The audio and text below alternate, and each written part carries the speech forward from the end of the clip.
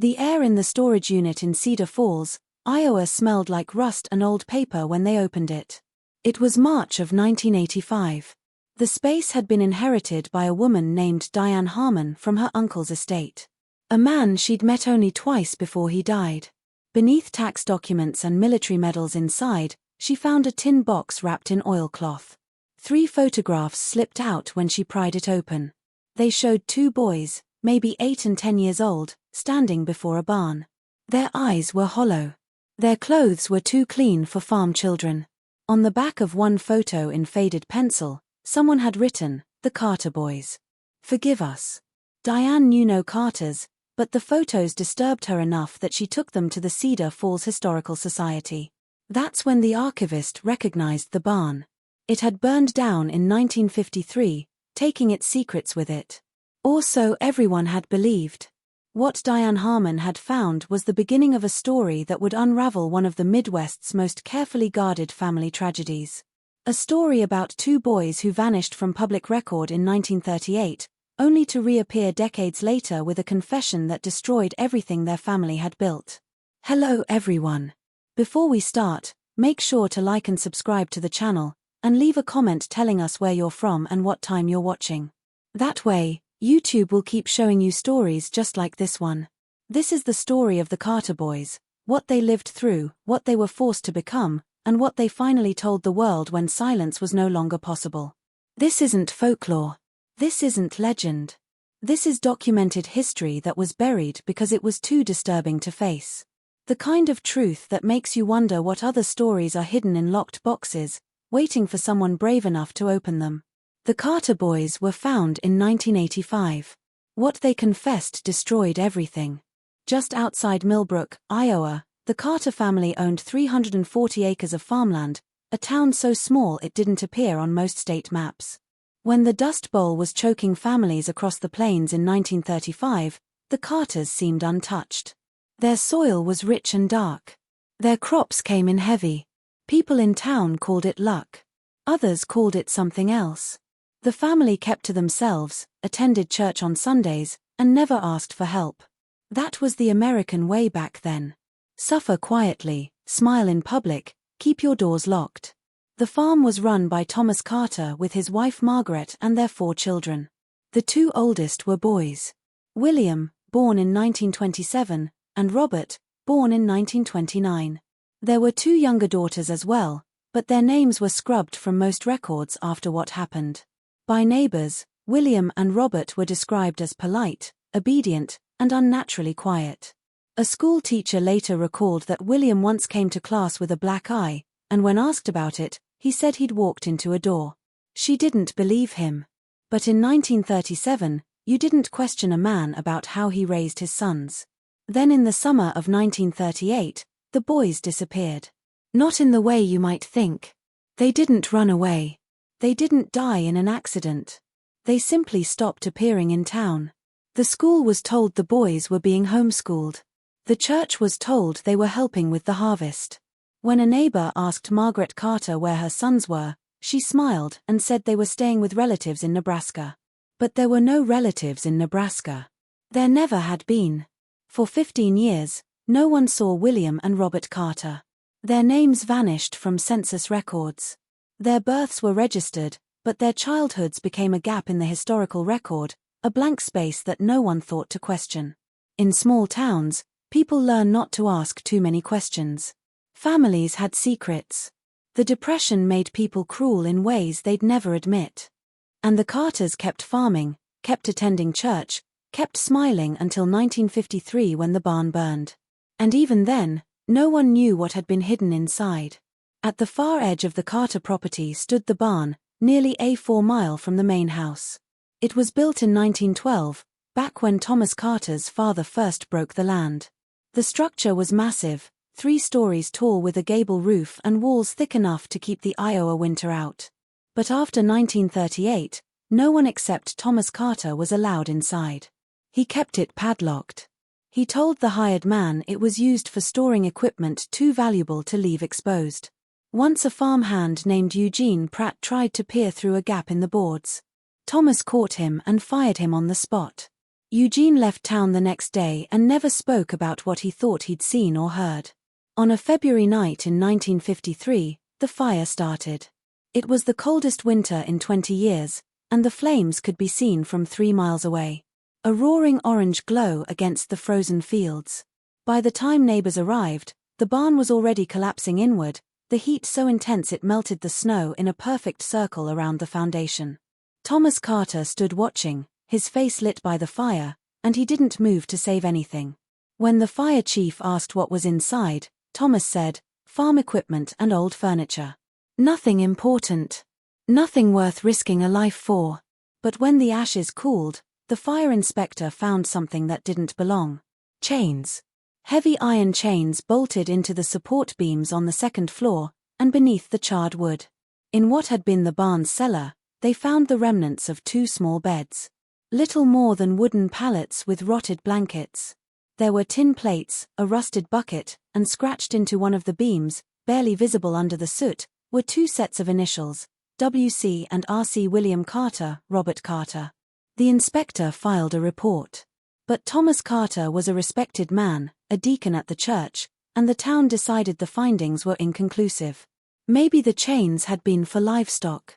Maybe the beds were for seasonal workers. Maybe the initials were a coincidence. The report was buried in a county file cabinet, and no one asked about the Carter boys again. In 1961, Thomas died of a heart attack. Margaret followed in 1969.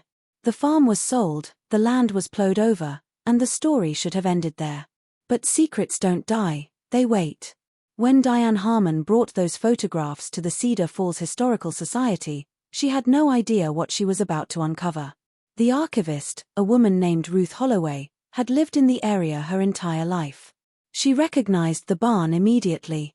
She'd been a teenager when it burned, and she remembered the rumors that followed, whispers at the general store, hushed conversations that stopped when children walked by.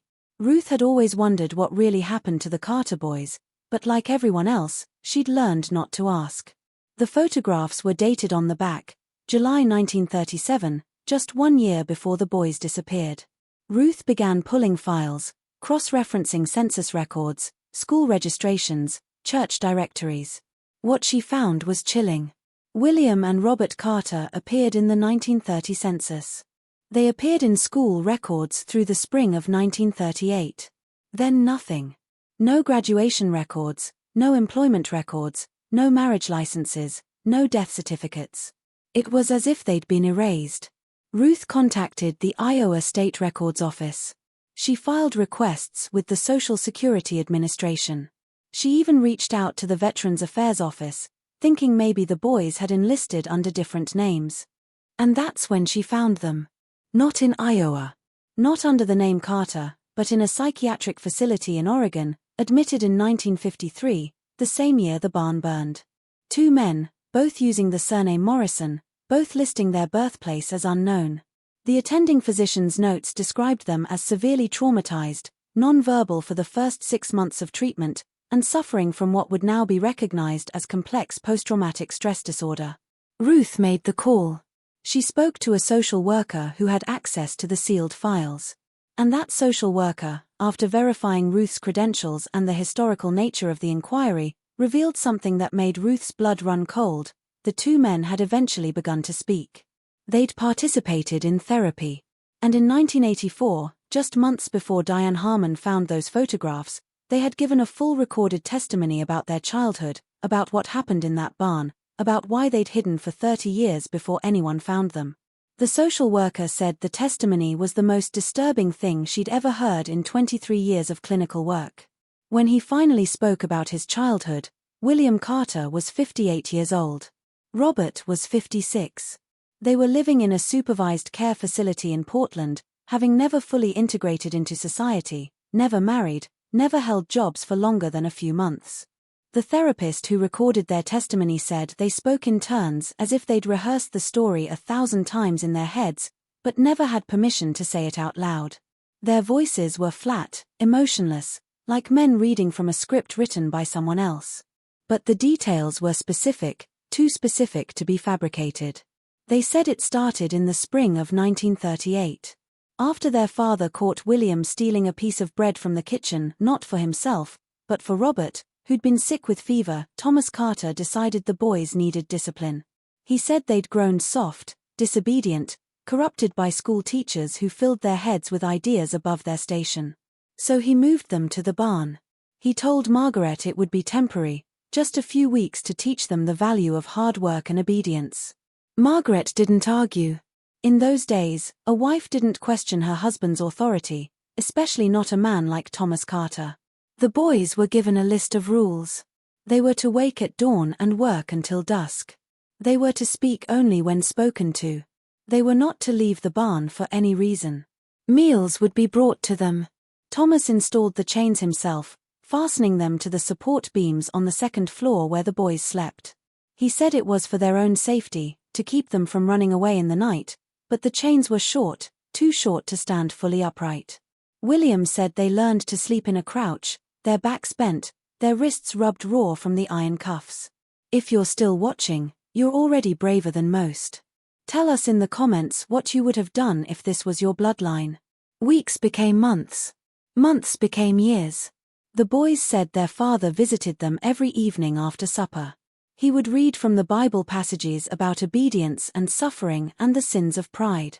He would ask them if they'd learned their lesson, if they were ready to rejoin the family. And every time they said yes, he would shake his head and say they were lying. That he could see the rebellion still burning in their eyes. Robert remembered begging. William remembered silence. Neither worked. The brothers told the therapist that they lost track of time after the first year. Seasons blurred together. Winter meant the barn was freezing, their breath visible in the darkness, their fingers numb even under the thin blankets their mother would leave at the bottom of the ladder. Summer meant suffocating heat, the air thick and still, flies gathering on the plates of food that sat too long before they could reach them. They were given enough to survive, but never enough to feel human. Oatmeal in the morning, bread and water at midday, a tin of beans in the evening if they'd worked hard enough.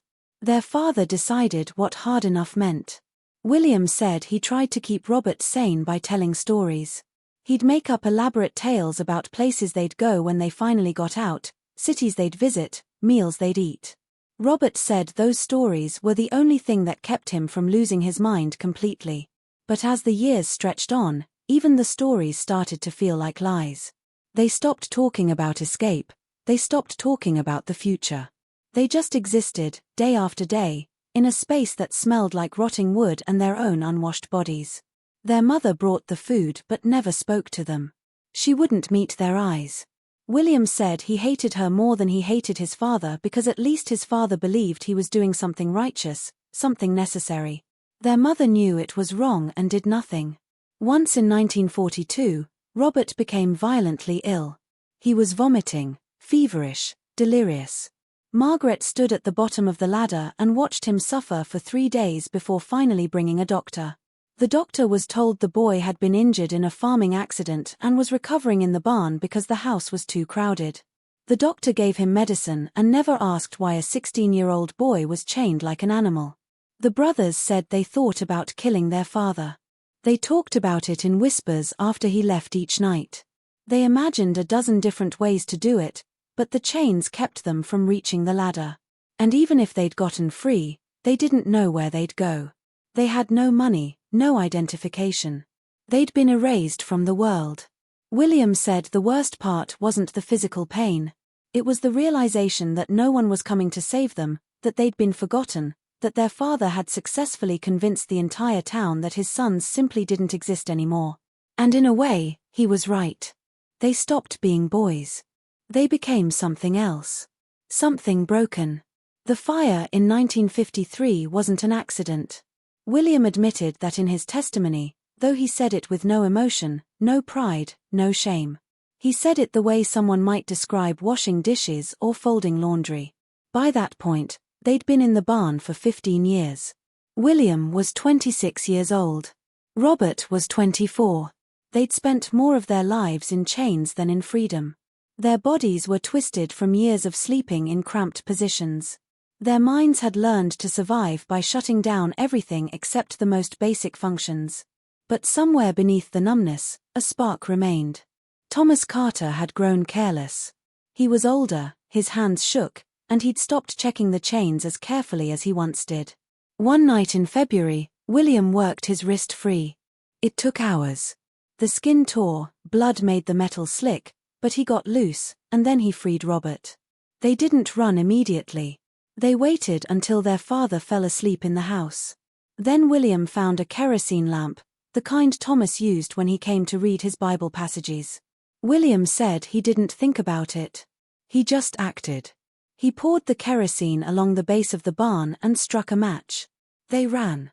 They walked through the frozen fields until their feet bled, then kept walking. They stole clothes from a farmhouse 20 miles away. They hopped a freight train heading west.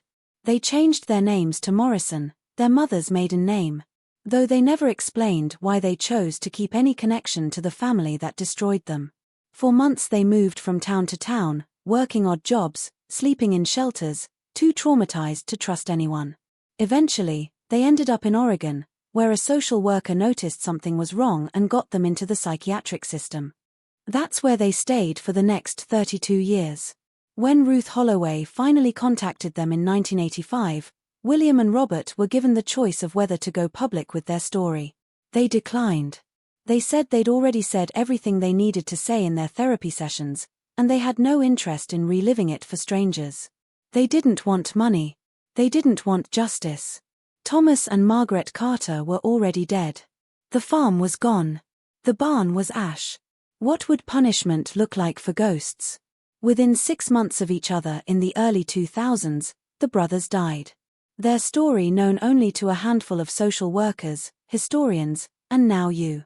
The photographs Diane Harmon found were donated to the Iowa Historical Society, where they remain in a climate-controlled archive.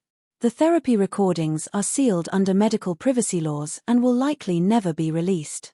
There's no memorial for William and Robert Carter, no marker where the barn once stood. The land is now a soybean field owned by an agricultural corporation that has no idea what happened there. The Carter family name died with the brothers. And that's exactly what Thomas Carter wanted, to erase his sons so completely that even their suffering would be forgotten. But here's what he didn't understand. Stories like this don't disappear. They hide. They wait. They surface when someone opens the wrong box or asks the wrong question or refuses to look away from something the rest of the world decided was better left buried. The Carter boys were found in 1985. What they confessed destroyed the family's story, but it also gave them something they'd never had: the truth, witnessed, remembered, believed. And now you carry it, too. If this story affected you, leave a comment below. Tell us where you're from. Tell us you were here, because that's how we make sure stories like this are never forgotten.